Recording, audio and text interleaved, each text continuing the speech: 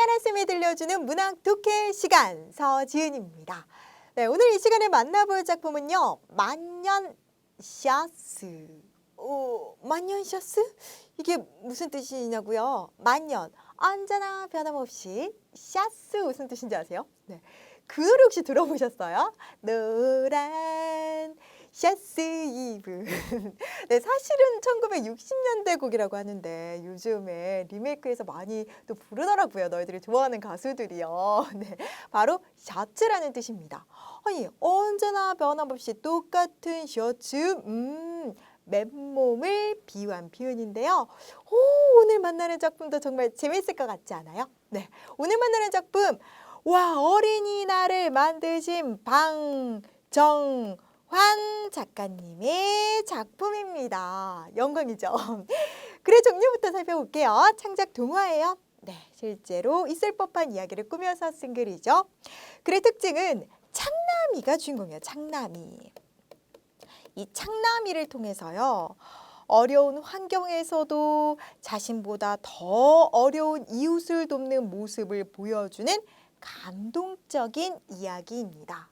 네, 이 어려운 환경 속에서 나도 힘든데, 나도 가난한데, 나보다 더 어렵고 가난한 사람을 도울 수 있을까요? 그런 마음을 가질 수 있다면 주위 사람들에게도 정말 큰 감동을 줄 수 있겠네요. 네, 글의 주제는요. 네, 그래서 작가가 전하고자 하는 중심 생각은 어려운 상황에서도 자기보다 더 어려운 사람들을 도울 수 있어야 한다는 내용이에요. 어려운 상황 속에서도 자기보다 더 어려운 사람을 도울 수 있어야 합니다. 네, 글 1, 첫 번째 글의 중심 내용입니다. 네, 중심 내용 오늘 꼭 기억해둬야겠죠? 기억해 스티커 붙여드렸어요. 어려운 형편에도 당당하고, 맞아요. 창남이는요, 어려운 환경 속에서도 주눅들지 않고 당당해요. 또 친구들에게 인기가 많은 창남이가 어느 날 체육 시간에 혼자만 웃옷을 벗지 않았습니다. 체육 선생님께서 아이들에게 웃옷을 벗으라고 했는데 왜 혼자만 웃옷을 벗지 않았을까요? 혹시 옷 안에 체육복을 입고 있지 않았던 건 아닐까요? 짐작해 보면서 우리 지문 분석해 볼게요. 오늘 지문 분석은 우리 책 14쪽입니다. 이야기의 구성 요소를 생각하며 빈칸에 알맞은 말을 쓰세요 라고 했어요. 이야기의 구성 요소는요. 일이 일어난 때의 배경이라고 하죠. 나오는 사람, 등장인물,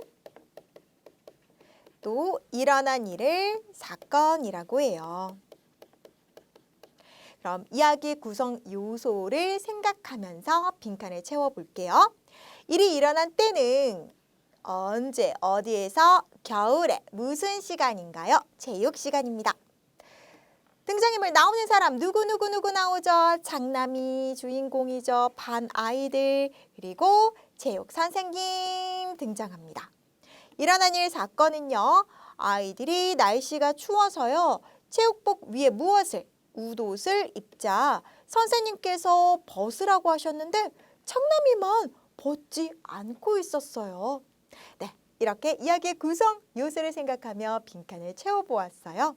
이야기의 구성 요소, 배경, 인물, 사건에 따라 이야기의 구성 요소를 정리할 수 있다는 점 알아두시고 이 부분 중요합니다. 이야기의 구성 요소 3가지 꼭 알아주세요.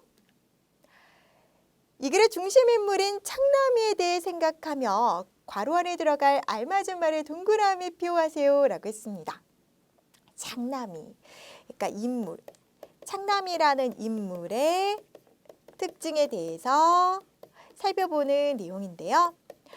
창남이에 대해서 알기 위해서는 별명, 또 성격,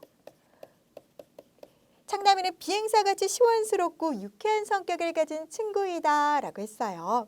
자, 그럼 우리 하나하나 골라볼까요? 창남이는 우리 반에서 가장 인기가 있는 친구임. 또 비행사 안창남과 이름이 같아서 별명이 비행사입니다. 또 어떤 성격인가요? 유쾌한 성격, 단순한 성격 중에서 유쾌한 성격을 가짐. 또 천 가정 형편이 어렵지만 어때요? 그렇다고 해서 주눅들지 않아요? 당당합니다. 당당함. 네, 이렇게 중심 인물인 창남이에 대해서 모두 하나하나 살펴보며 동그라미표도 해봤습니다. 네, 지문 독해 시간입니다. 우리 책 13쪽을 봐주시고요. 와, 문제 유형이 추론 문제예요. 네, 추론 문제는 숨겨진 내용을 짐작하는 문제입니다. 자, 그럼 어렵다고 소문난 4번 문제 함께 해 가볼까요? 이 글을 읽고 짐작한 내용으로 알맞은 것의 기호를 쓰세요 라고 했는데요. 이 문제를 풀기 위해서는요.